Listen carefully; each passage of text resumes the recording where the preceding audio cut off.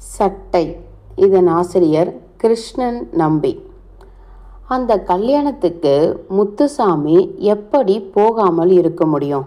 எத்தனை அன்பாக கரிசனையாக வீடு தேடி வந்து அழைத்துவிட்டு போயிருக்கிறான் ராஜாராமன்.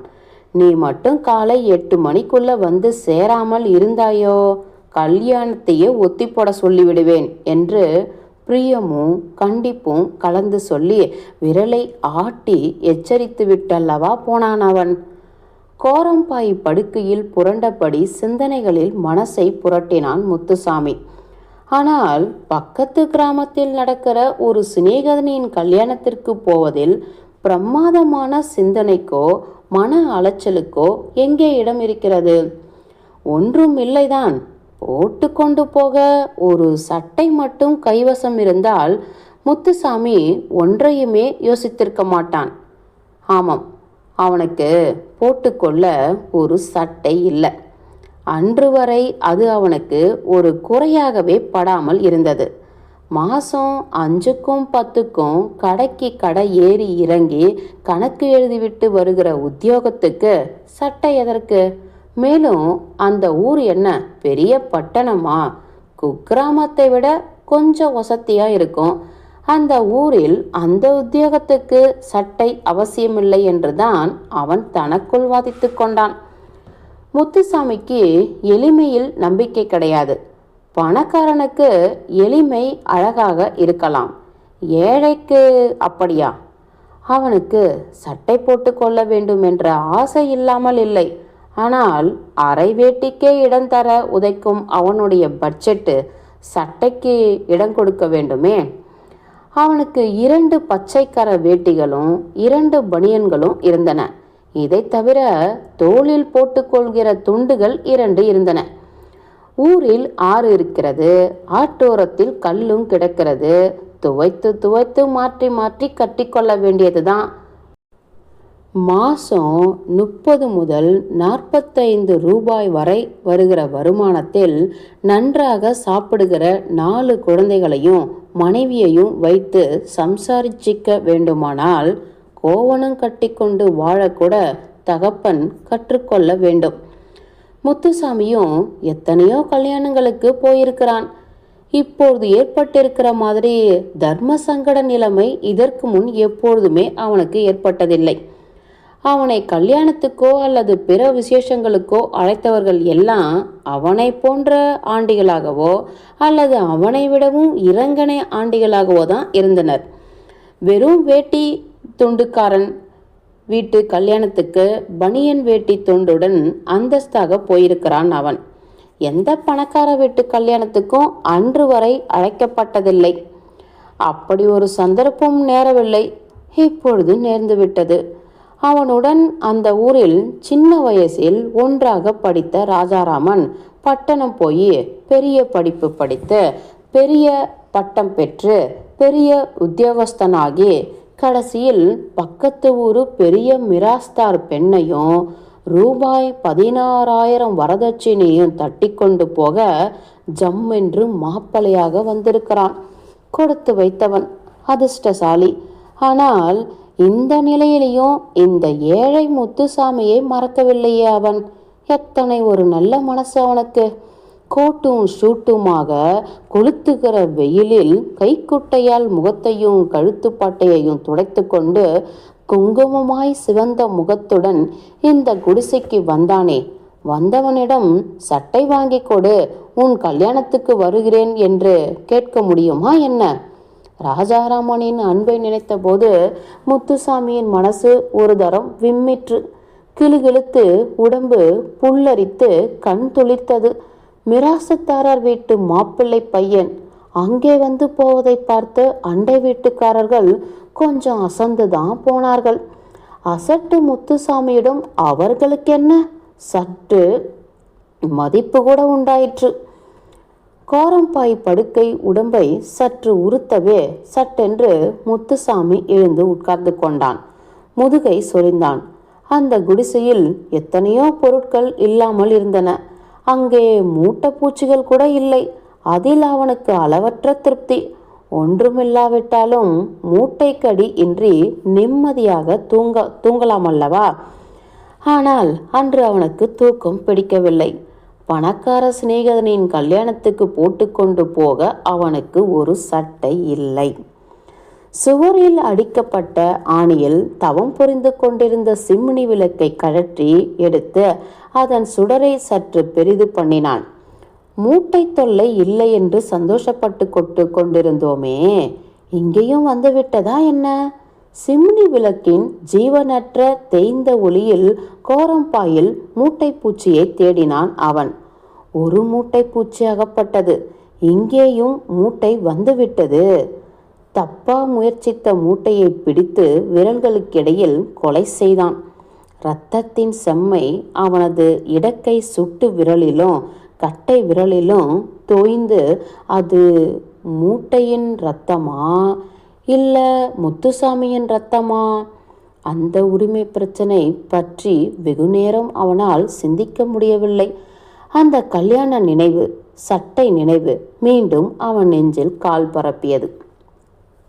சிம்னி விளக்கின் சுடரை சின்னதாக்கி சுவரில் மாட்டினான். அவனுடைய மூத்த மகன் அருணாச்சலம் தூக்கத்தில் ஏதோ உளறியபடி புரண்டு படுத்தான். மற்ற 3 குழந்தைகளும் சுருண்டு சுருண்டு வரிசையாக கிடந்தன. அவன் மனைவி சுப்பம்மா பாதி திறந்த வாயுடன் குரட்ட விட்டு கொண்டிருந்தாள். அவளுடைய ஒரு கால் 3 வயசு கடைக்குட்டி பையனின் முதுகில் கிடந்தது. முத்துசாமி எழுந்து போய் மெதுவாக அந்த காலை நகர்த்தி தரையில் போட்டுவிட்டு தன் படுக்கைக்கு வந்தான். படுத்தபடியே தன் குழந்தைகளையும் மனைவியையும் சற்று நேரம் அமைதியாக பார்த்தான். சுப்பம்மா ஒரு மரக்கட்டையை தலையணையாக வைத்திருந்தாள். குழந்தைகளின் தலைமாட்டில் ஒரே ஒரு எண்ணெய் சீக்கு பிடித்த பூ போட்ட தலையணை ஒருவர் தலைக்கும் அணையாகாமல் விலகி கடந்தது. மொத்தம் அவர்களிடம் 2 தலையணைகள் இருந்தன. ஒன்றை முத்துசாமி வைத்துக்கொள்வான், மற்றொன்று மற்றவர்களுக்கு. யாரு வேண்டுமானாலும் வைத்துக்கொள்ளட்டும் என்று விட்டுவிடுவான் அவன். சுப்பம்மா அதை குழந்தைகளிடம் கொடுத்து விடுவாள். அவர்கள் தினமும் எனக்கு உனக்கு என்று தலையணைக்காக சண்டை போடுவார்கள். அருணாச்சலம் பெரியவனானதால் 8 வயசு என்பதால் அவனுக்கே வெற்றி கிடைக்கும். அவன் தன் தலைக்கு தலையணையை வைத்துக் கொள்வான். மனசிருந்தால் தன் தம்பிக்கோ தங்கைக்கோ தலையணையில் ஊண்டிக்கொள்ள இடம் கொடுப்பான். சற்று நேரத்தில் அந்த தலையணை நழுவி ஒருவருக்கும் இல்லாமல் அப்பால் போய்விடும். முத்துசாமி அந்த தலையணையை ஒரு நிமிஷம் கவனித்தான். அவனுக்கு சிரிப்பு வந்தது. அந்த தலையணை கூட தன் குழந்தைகளில் ஒன்றோ என்று அவனுக்கு அப்பொழுது தோன்றிற்று. போதும் போதும், இருக்கிற குழந்தைகளுக்கே ஒன்றையும் காணோம். மறுபடியும் சட்டை நினைவுக்கு வந்துவிட்டது. மணி என்ன இருக்கும்? 12க்கு மேல் இராது. தெருவிளக்கின் மங்கிய வெளிச்சம் ஜன்னல் வழி உள்ளே விழுந்து கொண்டிருந்துதான் இருந்தது. எதிர்வீட்டு பசுமாடு அம்மா என்று எதற்கோ சத்தம் கொடுத்தது. ஒரு கணம் சுவர்கோழியின் சங்கீதத்தை ரசித்தான் முத்துசாமி. 5 ரூபாய் பணம் கடன் வாங்கியாவது ஒரு புது சட்டை வைத்து கொண்டு விடலாம் என்ற எண்ணம் வெகு நேரத்துக்கு பின் அவன் மனசில் பளிச்சிட்டது. அந்த நினைப்பு தோன்றிய போது அவன் உடல் ஒரு தரம் குலுங்கிற்றா? அவனது சராசரி மாத வருவாயில் 6ல் 1 பங்கு அல்லது 9ல் 1 பங்கு புது சட்டை ஒன்று தைத்து கொள்ளும் எண்ணம் எப்படிதான் தன் மனசில் தோன்றியதோ என்று ஆச்சரியமும் எரிச்சலும் அடைந்தான் அவன். அம்மாதிரி ஒரு எண்ணம் தனக்கு வந்திருக்க கூடாது என்று நினைத்தான். ஒரு நாள் கல்யாணத்துக்காக புதிதாக ஒரு சட்டை தைத்து கொள்ள துணிவதோ? பொறுப்பற்ற எண்ணங்கள் சில வேளைகளில் தன்னிடம் தலை காட்டுவதை எண்ணி அவன் வெட்கினான். தெருவிளக்கு அணைந்து விட்டது. அணைந்து எத்தனை நேரமாகியிருக்கும் என்று அவனால் யூகிக்க முடியவில்லை. எங்கிருந்தோ ஒரு நாய் குரைத்த சப்தம் வந்தது. சட்டை பிரச்சனை பற்றி ஒரு முடிவுக்கும் வராமலேயே சற்று நேரத்தில் அவன் தூங்கி போய்விட்டான். துயர்படும் ஏழை மக்களின் இரவில் தூக்கம் எத்தனை பெரிய இன்பமாக சிறகு விரிக்கிறது. காலையில் முத்துசாமி படுக்கை விட்டு எழுந்தபோது மணி 7 ஆகிவிட்டிருந்தது. வழக்கமாக 6 மணிக்கெல்லாம் எழுந்து விடுபவன் இரவு வெகு நேரத்திற்கு பின் தூங்கியதால காலையில் 1 மணி நேரம் அதிகமாக தூங்கிவிட்டான் போலிருக்கிறது. பாயை சுருட்டி ஒரு மூலையில் எரிந்துவிட்டு குளிக்க புறப்பட்டான். உமி கரியும் துண்டும் பனியனும் எடுத்துக்கொண்டு ஆற்றை நோக்கி நடந்தான். மனசில் சட்டை நினைவு மீண்டும் இழையோட ஆரம்பித்து விட்டது. மறுநாள் அல்லவா கல்யாணம்? குளிர்ந்த ஆற்றுப்பரப்பில் 2 கைகளையும் விரித்து துழாவிக் கொண்டு இறங்கிய போது தனக்கேற்ற ஒரு சட்டை நீரில் மிதந்து வரக்கூடாதா என்று அவன் நப்பாசைப்பட்டான். உடனே தன் அசட்டுத்தனத்தை தனக்குள்ளே கண்டித்து கொண்டான். உடுத்து கொண்டு போக கம்பிக்கரையாக ஜரிகை போட்ட வேட்டி அவனிடம் இருந்தது. யாரோ எப்போதோ மோட்டாரில் தவறி விட்டு போன ஒரு காகித கட்டை எடுத்து பிரித்த போது அதனுள் அழகிய புதிய ஜரிகை வேட்டி ஒன்று இருந்ததை அவன் கண்டான். அது அவனுடையதாகிவிட்டது. அந்த வேட்டியை பத்திரமாக வைத்திருக்கும்படி சுப்பம்மாவிடம் அவன் கொடுத்து வைத்தான். 1-2 கல்யாணத்துக்கு கூட அதை உடுத்தி கொண்டு போனது உண்டு. அதையே ராஜாராமன் கல்யாணத்துக்கு பயன்படுத்தி கொள்ளலாம். ஆனால் சட்டை இல்லையே. சட்டை போட்டு கொள்ளாமல் ஜரிகை வேட்டி உடுத்தி கொண்டு போவதில் என்ன அர்த்தம் இருக்கிறது? என்ன அந்தஸ்து இருக்கிறது? சின்ன வயசில் முத்துசாமி சட்டை போட்டு கொண்டுதான் 5வது வகுப்பு வரை படித்தான். முதலில் கொஞ்சம் பணமுள்ள ஏழையாக இருந்த முத்துசாமியின் தந்தை படிப்படியாக பரம ஏழையாகி போனார். பிறகு தன் மகனை அவர் பள்ளிக்கூடத்துக்கு அனுப்பவே இல்லை. அவனுக்கு சட்டை தைத்து கொடுக்கவும் இல்லை. அவரால் அது முடியவில்லை. பிறகு பல வருஷங்களுக்கு பின் 3 வருஷங்களுக்கு முன்னால் தம் கடைசி பெண்ணுக்கு கல்யாணம் பண்ணி வைத்தபோது முத்துசாமிக்கு ஒரு சாதாரண ஒற்றை வேட்டியும் வாங்கி கொடுத்து ஒரு வெள்ளை சட்டையும் தைத்து கொடுத்தார் அவர். ஆனால் சட்டை முத்துசாமியின் உடம்புக்கு சரியாக இல்லை. குருட்டு கணக்கில் சின்னதாகவே துணி வாங்கி சின்ன பையனுக்கு சேருகிற மாதிரி தைத்து வாங்கிவிட்டார். உங்க சட்டையும் லட்சணமும் நீங்களே வச்சுக்கிடுங்க என்று ஆத்திரத்துடன் தன் தகப்பனார் முன்னால் வீசி எறிந்தான் அவன். தரையில் விழுந்த சட்டையை சுப்பம்மா எடுத்து தன் பெட்டிக்குள் வைத்து கொண்டாள். சற்று பெரிய பையனான பிறகு தன் மகன் அருணாச்சலத்துக்காவது அணிவிக்கலாமே என்று அவள் நினைத்தாள். அவ்வளவுதான். 5ஆம் வகுப்புக்கு பிறகு முத்துசாமிக்கு சட்டை இல்லாமலே போய்விட்டது. தன் பணத்தில்தான் சட்டை தைத்து போட்டுக்கொள்ளும் காலம் இன்னும் வரவில்லை. தன் வறுமையும் துன்பங்களையும் நினைத்து உருகியபடி ஆற்று நீரில் உடம்பை நினைத்து கொண்டிருந்தான் முத்துசாமி. பொழுது ஏறிக்கொண்டு போயிற்று. வெயில் சற்று கடுத்து விட்டது.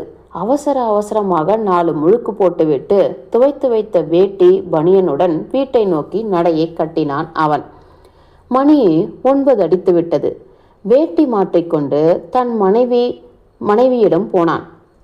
அவள் மூத்த மகன் அருணாச்சலத்துக்கு சட்டை பித்தான் போட்டு கொண்டிருந்தாள்.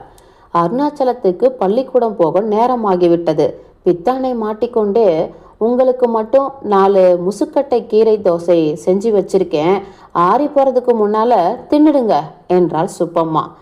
அது சரி சுப்பம்மா, நாளைக்கு அந்த கல்யாணத்துக்கு போட்டுக்கிட்டு போக சட்டை இல்லையே, என்ன செய்யறதுன்னு யோசிக்கிறேன் என்ற தன் பிரச்சனையை அவன் சொன்னான். ஏற்கனவே முன்தினமே அவளிடம் சொல்லியாகிவிட்டது. இன்று மீண்டும் சொல்கிறான். அவளிடம் சொல்லாமல் வேறு யாரிடம் சொல்வது? என்ன செய்யறது சொல்லுங்களேன். போக வேண்டான்னு வச்சிட வேண்டியது தான். நமக்கு எதுக்கு கல்யாணமும் கார்த்திகையும் என்று விரக்தியாய் கொட்டினாள் சுப்பம்மா. தன் சட்டை சரியாக இருக்கிறதா என்று குனிந்து பார்த்து கொண்ட அருணாச்சலம் துவைத்து உலர்த்தியதால எண்ணற்ற சுருக்கங்கள் விழுந்து அந்த காக்கி சட்டை சுருணையாக இருந்தது. சட்டையின் 2 விளிம்புகளையும் வெட்டி வெட்டி இழுத்து விட்டு கொண்டான் அச்சிறுவன். முத்துசாமி பேசினான். எப்படி சுப்பம்மா போகாம இருக்கிறது? அப்படின்னா சட்டை போட்டுக்காமலே போங்க, பனியனும் துண்டு இருக்கவே இருக்கு. முத்துசாமி ஒன்றும் பேசாமல் தோசையை எடுத்து வைத்து கொண்டு சாப்பிட ஆரம்பித்தான். சுப்பம்மா கணவனுக்கு தண்ணீர் எடுத்து வைத்தாள். தன் பெற்றோர் பேசுவதை கேட்டுக்கொண்டு நின்ற அருணாச்சலம் ஒரு நிமிஷம் ஏதோ யோசித்து விட்டு, மா பெட்டியில உனக்கு சட்டை இருக்குப்பா, வெள்ளை சட்டை என்று சொன்னான். முத்துசாமி மனைவி பக்கம் திரும்பினான். அதாங்க, அந்த பழைய சட்டை உங்கள் தங்கச்சி கல்யாணத்துக்கு உங்கள் அப்பா தைச்சி கொடுத்தாரே உங்களுக்கு, அழகா அதை அதை சொல்கிறான் பையன். அதை இன்னுமா வச்சிருக்க? பின்ன வச்சிக்காம குளத்தில போடுவாங்க. 2 வருஷம் போனால் இந்த பயலுக்கு போட்டுக்க சரியாக இருக்கும். இதற்குள் அருணாச்சலம் அம்மாவின் ஓலைப்பெட்டியில் இருந்த அந்த பழைய சட்டையை எடுத்துக்கொண்டு வந்து கொடுத்தான். இதோ பார்ப்பா, இந்த சட்டை தான், இதை போட்டுக்கிட்டு கல்யாணத்துக்கு போ என்று உற்சாகமாக சொன்னான் அருணாச்சலம். முத்துசாமிக்கு எரிச்சல் பிடுங்கிற்று. இலை முட்டக்கழுத, யாரடா உன்னை எடுத்துக்கிட்டு வர சொன்னா என்று கூச்சல் போட்டான். சுப்பம்மா குறுக்கிட்டாள். பள்ளிக்கூடத்துக்கு புறப்பட்டு நிற்கிற பிள்ளையை எதுக்கு திட்டுறீங்க? அவனுக்கு என்ன தெரியும்? இங்கிருந்து போறியா இல்லையா என்று இறைந்தான் முத்துசாமி. இந்த சட்டை அப்பாவுக்கு சேராதுடா பயலே, இனிமே நீ தான் இதை போட்டுக்கணும் என்றாள் தாய். சேரும்மா என்றான் சிறுவன். எப்படிடா சேரும்? போட்டுக்கிட்டாதானே சேரும் என்று முரண்டு பண்ணினான் அருணாச்சலம். பைய ஆசையை தான் எதுக்கு கெடுக்கணும், போட்டு காமிச்சிருங்களேன் என்றாள் சுப்பம்மா கனிந்த குரலில். கையை துடைத்து கொண்டு வந்த முத்துசாமி ஒன்றும் பேசாமல் தன் மகன் கையில் இருந்த சட்டையை வெடுக்கென்று பிடுங்கி அணிந்து கொள்ள முற்பட்டான். மறுகணம் அவன் உடம்புக்கு பெரிசாக தொளதொளவென்று அந்த சட்டை சேர்ந்து கொண்டது. சட்டை சரியா இருக்கு சுப்பம்மா, ரொம்ப சரியா இருக்கு, ரொம்ப சரியா இருக்கு. அவன் கட்டுக்கடங்காத மகிழ்ச்சியில் குதித்தான், கொம்மாளம் அடித்தான். உடன் தானே கசங்கி விடாதபடி சட்டையை கழற்றி கொடியில் போட்டுவிட்டு அருணாச்சலத்தை வாரி எடுத்து தழுவிக்கொண்டான். பசியிலையும் பட்டினிலையும் வாழ்க்கை துயரங்களில் அடிபட்டு சட்டமாய் விட்டு சருகாய் காய்ந்து போய் நின்ற தன் கணவனின் மெலிந்த உடம்பை பார்த்து கண்ணீர் மல்க நின்றாள் சுப்பம்மா. முற்றும்.